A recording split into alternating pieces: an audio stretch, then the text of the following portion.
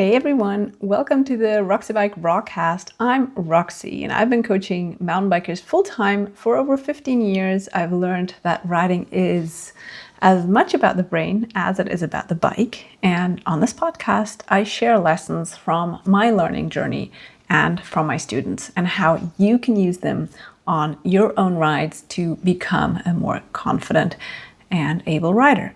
Today's episode is for every rider who has thought, maybe I just need to ride scarier trails to get braver.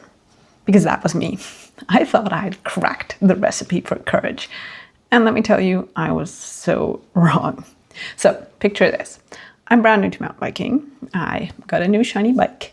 I got the most expensive gear I could afford. And honestly, that wasn't really fancy because I was at university back then, working 4 jobs on the side. But hey, I went all in, purchasing the best gear I could afford. I also had a too big helmet, but I had a lot of enthusiasm. So I'd heard from friends and so-called quote-unquote experts that the way to conquer fear is simple.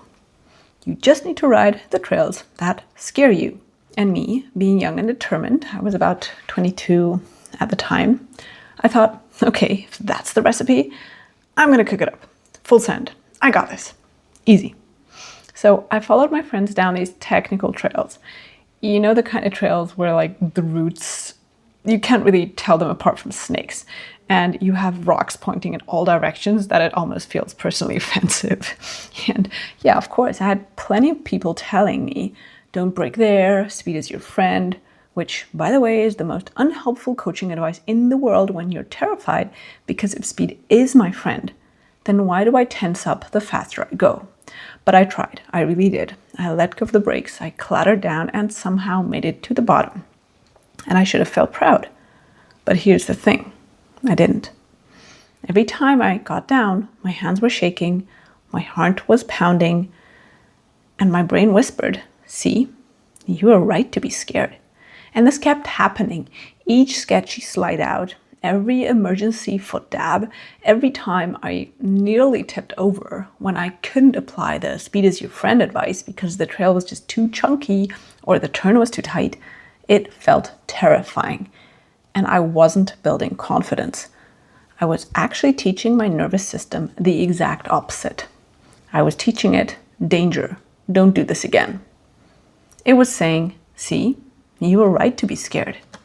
And instead of building courage and confidence, I was literally laying down a superhighway of fear in my brain. And pretty soon, I found myself avoiding the fun trails. I was always taking the chicken lines, and often I was even dreading to meet my friends for a ride because I never knew which trails we would ride that day. And I was secretly dreading the routes I actually wanted to enjoy and I had enjoyed in the past. And I had ridden them a few times, but still I was scared. And maybe you've been there too. That moment where you look at the trail feature and think, yeah, maybe not today. And then not today turns into not this week, not this month. And then eventually you stop riding features you used to ride. So nowadays, with all my knowledge about neuroscience, about skills, and about fear, here's the spoiler. Fear does not magically disappear with random exposure. You can't keep scaring yourself into bravery. Not when the fear is actually legitimate. It just doesn't work that way. Fear doesn't disappear through random exposure if you don't actually have control. If the experience is overwhelming, your brain stores it as danger, not as progress. In fact, you can imagine your brain to be like a stubborn accountant. Like every negative ride, every fearful experience you have, your brain, being that stubborn accountant, it files it neatly into the danger folder. And that folder, it just keeps getting thicker and thicker and thicker until boom, one day, you don't want to open it at all. You don't want to even look at it. And as adults, our nervous system plays by different rules than when we were kids. Kids can bounce, they tumble, they laugh it off, and yes, they do learn a lot through failure. But our brains are different now. As kids, our logical mind, the prefrontal cortex, is hardly activated when we learn things. But at about age 12, this starts to change. We need to know what and why we're doing things.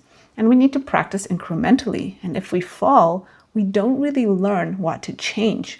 We fall and we think about health insurance premiums and about how we can avoid putting ourselves into that situation the next time.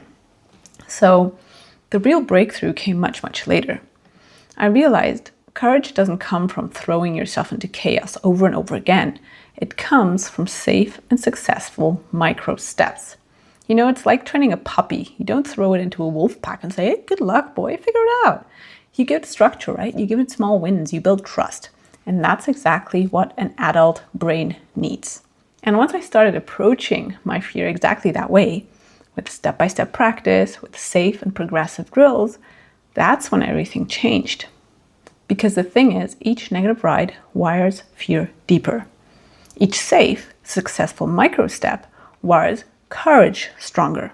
So if just send it or just let go of the brakes hasn't worked for you, then congratulations, your brain is working perfectly. It's not a flaw, it's just a signal that you're looking for control. So I still remember this one ride actually. And a friend told me, come on, it's easy. You'll be fine. You've ridden this trail a few times. And halfway down, something scared me. And I braked so hard that my wheels started sliding out. I then let go of the brakes. This scared me because I just really started riding too fast. Then I grabbed the brakes again, and then I went over the handlebars. I seriously hurt myself that day because I fell with my face into a big rock and I had a huge bruise in my face. So my brain, it put that one in bold red letters in that danger folder. That was the day when I started really changing the way I looked at things. So if you've been stuck in the same spiral, you don't need to hurt yourself like I did. If you're wanting to progress, but fear keeps holding you back, then I want you to know two things. First, you're not broken. And two, you've probably been handed the wrong recipe because that's precisely why I created my courses. I even have a free track stand course that you can start right on your doorstep, because being able to slow down confidently and being able to ride slow and choose the speed you actually feel confident at, that is the key to control. And control leads to confidence with time. You'll find the link below. The next, for example, you can work with my fundamentals course, which will give you the safe building blocks of control, like balance, braking, body position, all the things that let your brain finally trust your body. And if you think that fear is the main block, you already have the skills, then join my mental training program that helps you rewire how your brain processes fear. So you don't just manage fear, you actually reduce it. So if you ever thought, maybe I'm just too fearful for this sport, then let me tell you, you're not. You just need the approach that works for you. With the right drills for you and the right mental tools, you'll ride the trails you maybe are currently avoiding.